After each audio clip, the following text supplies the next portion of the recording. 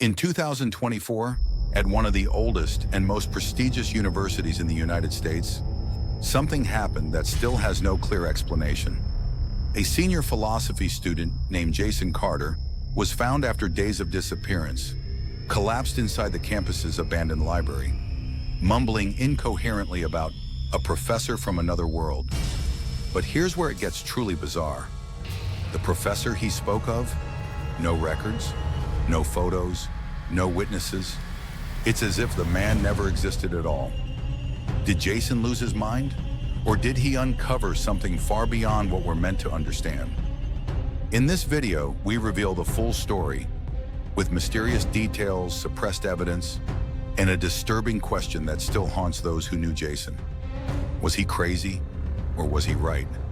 Stay with us. This story might change the way you see reality itself. At one of the oldest universities on the edge of the city, Jason Carter, a dedicated college student, was in his final year studying philosophy. He was proud of everything he had learned and confident that his future was bright, thanks to his favorite professor, Dr. Nathaniel Gray, a man cloaked in mystery, with a commanding presence and words that always felt otherworldly. Dr. Gray was unlike any other professor. His clothing looked old-fashioned, his demeanor was distant, and he often wandered the halls alone. Yet his lectures were captivating, deep, almost hypnotic, as if he wasn't just teaching philosophy, but something far older and far stranger. One afternoon, while Jason was researching in the university's dusty archives for his thesis, he stumbled across an old black and white photograph. Curious, he pulled it out and froze. The man in the photo was Dr. Gray, exactly as he appeared today. Same face, same eyes, same presence. The photo was dated 1924. Stunned, Jason asked the archivist, a grizzled old man named Frank. Frank squinted at the photo and said, "Oh, that's Professor Nathaniel Gray. He was a big name here about a century ago. Disappeared without a trace." "Funny, you say your professor looks like him?" "Can't be." Jason's mind reeled. That night, sleep was impossible. He dove into online databases, old journals, and forgotten university records. What he found unsettled him deeply.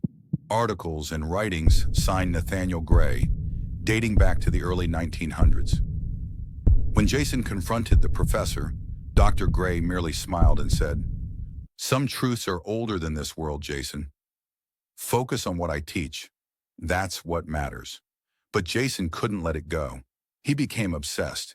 His once admired lectures now felt like riddles. Words he once dismissed as metaphors now felt like veiled messages. He began asking strange questions during class. "Where are you really from, Dr. Gray? How old are you?" The students laughed. "Jason's lost it," they whispered. "Dude thinks Gray's a time traveler or alien." Even his closest friends distanced themselves. He became isolated, a joke, a warning. Jason felt eyes watching him wherever he went. In his dreams, Dr. Gray appeared, whispering, "You've seen too much.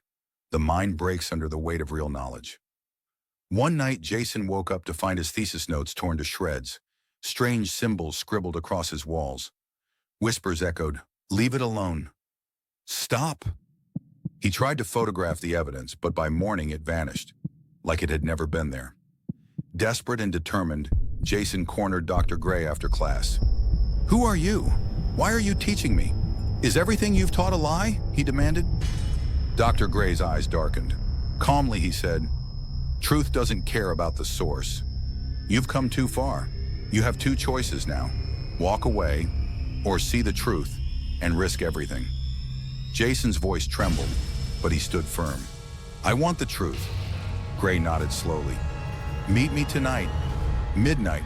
Old campus library. Come alone." The night air was thick and still as Jason approached the ancient library. The door creaked open like it had been waiting.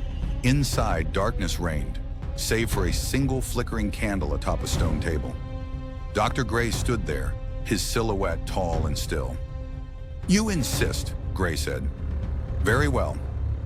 He pulled out a massive book bound in leathery, strange material, covered in symbols that hurt Jason's eyes to look at.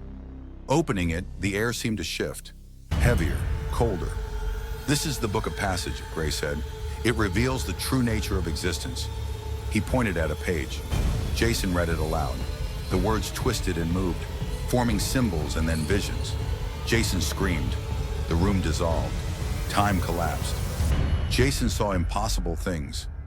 Worlds beyond Earth. Creatures walking among humans. Classrooms in alien dimensions. Students learning in their dreams. And beings like Gray, crossing over to teach the chosen. Dr. Gray's face shifted into something unrecognizable, inhuman. A voice boomed inside Jason's head. Time is a lie. Space is an illusion.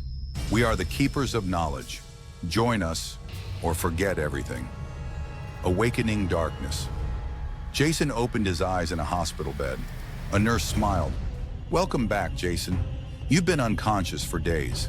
He tried to speak, but no words came. His mind shattered. Friends visited, chuckling nervously. Man, that exam week hit you hard, huh? You were found passed out in the old library. Freaky. But Jason knew. He remembered. Jason returned to the university searching for Dr. Gray. He was gone. No trace. When he asked administration, they replied, "There's no Professor Gray here." Jason demanded records. Nothing. No lectures, no files. His classmates claimed they never had a professor by that name. His reality unraveled. Today, Jason roams the campus, clutching a weathered notebook.